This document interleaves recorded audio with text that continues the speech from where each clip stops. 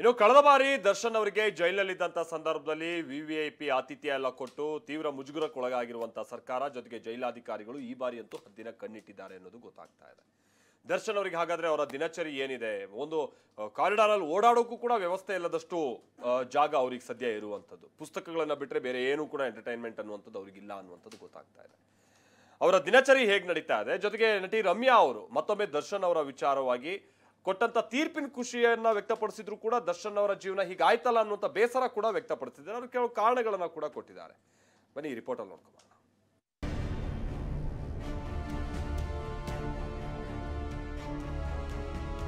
I'm very happy with the judgment.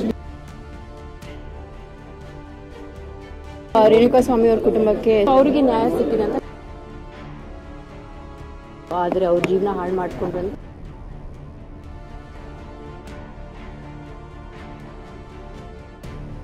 ನಾಲ್ಕು ಗೋಡೆಗಳ ಮಧ್ಯೆ ದಾಸ, ಕಾರಾಗೃಹದಲ್ಲಿ ಕಾಟೇರನಿಗೆ ನರಕ ದರ್ಶನ.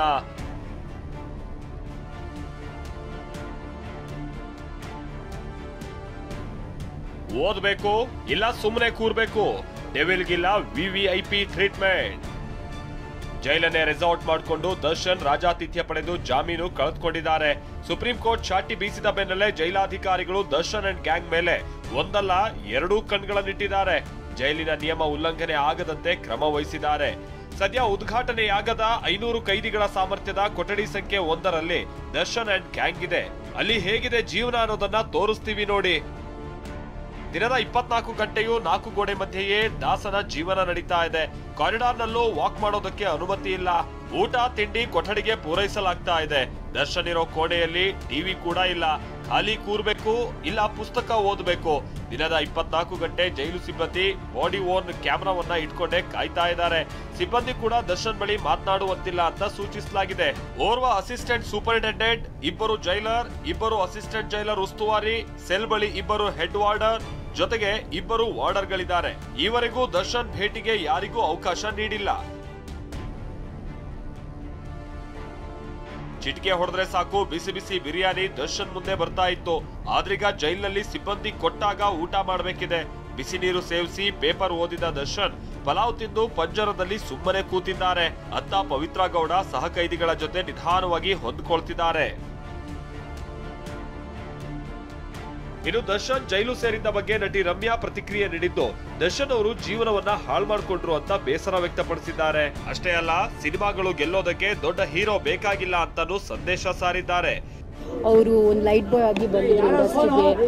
ತುಂಬ ಚೆನ್ನಾಗಿ ಅವ್ರು ಬೆಳೆದ್ರು ನಮ್ಮ ಇಂಡಸ್ಟ್ರಿನಲ್ಲಿ. ಒಳ್ಳೊಳ್ಳೆ ಹಿಟ್ಸ್ ಕೊಟ್ಟಿದ್ದಾರೆ ಆ್ಯಂಡ್ ಒಳ್ಳೆ ಹೆಸರು ಕೂಡ ಮಾಡ್ಕೊಂಡಿದ್ರು.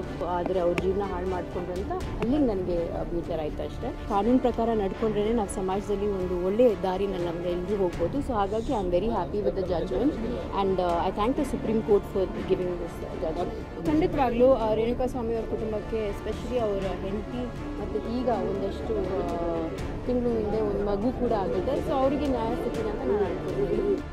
ಇನ್ನು ರಮ್ಯಾಗೆ ಸೋಷಿಯಲ್ ಮೀಡಿಯಾದಲ್ಲಿ ಅಸಭ್ಯವಾಗಿ ಕಮೆಂಟ್ ಮಾಡ್ತಾ ಇದ್ದವರಿಗೆ ಆಗಿರುವ ಪರಿಸ್ಥಿತಿ ಏನು ಅನ್ನೋದನ್ನು ವಿವರಿಸಿದ್ರು. ಕಾಮೆಂಟ್ ಸೆಕ್ಷನ್ ಸ್ವಚ್ಛ ಭಾರತ್ ಅಂತಾನು ಹೇಳ್ಬೋದು.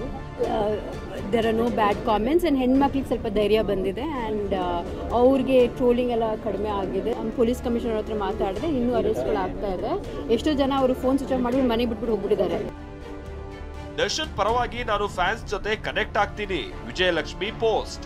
ದರ್ಶನ್ ಜೈಲಿಗೆ ಹೋದ ಬಳಿಕ ಫ್ಯಾನ್ಸ್ಗೆ ಬರ ಸಿಡಿಲೆ ಬಡಿದಿದೆ. ನಿನ್ನೆ ದರ್ಶನ್ ಸಂದೇಶ ಕಳಿಸಿದ್ದಾರೆ ಅಂತ ದರ್ಶನ್ ಬರೆದ ಪತ್ರವನ್ನ ವಿಜಯಲಕ್ಷ್ಮಿ ಪೋಸ್ಟ್ ಮಾಡಿದ್ದರು. ಇವತ್ತು ಮತ್ತೊಂದು ಪೋಸ್ಟ್ ಮಾಡಿರುವ ವಿಜಯಲಕ್ಷ್ಮಿ ಫ್ಯಾನ್ಸ್ ಜೊತೆ ನಾನಿರ್ತೀನಿ ಅಂತ ಹೇಳಿದ್ದಾರೆ. ಡೆವಿಲ್ ಸಿನಿಮಾ ರಿಲೀಸ್ಗೆ ರೆಡಿ ಆಗ್ತಾ ಇದೆ. ದರ್ಶನ್ ಅನುಪಸ್ಥಿತಿಯಲ್ಲಿ ಸಿನಿಮಾ ರಿಲೀಸ್ ಆಗಬೇಕಾದಂತ ಸ್ಥಿತಿ ಬಂದಿದೆ. ಹೀಗಾಗಿ ವಿಜಯಲಕ್ಷ್ಮಿ ಅವರೇ ಡೆವಿಲ್ ಸಿನಿಮಾ ಅಪ್ಡೇಟ್ ಗಳನ್ನ ಫ್ಯಾನ್ಸ್ಗೆ ನೀಡೋದಕ್ಕೆ ಮುಂದಾಗಿದ್ದಾರೆ. ಆನೇಕಲ್ನಿಂದ ರಾಮು ಜೊತೆ ರಾಚಪ್ಪ, ಟಿವಿ9 ಬೆಂಗಳೂರು.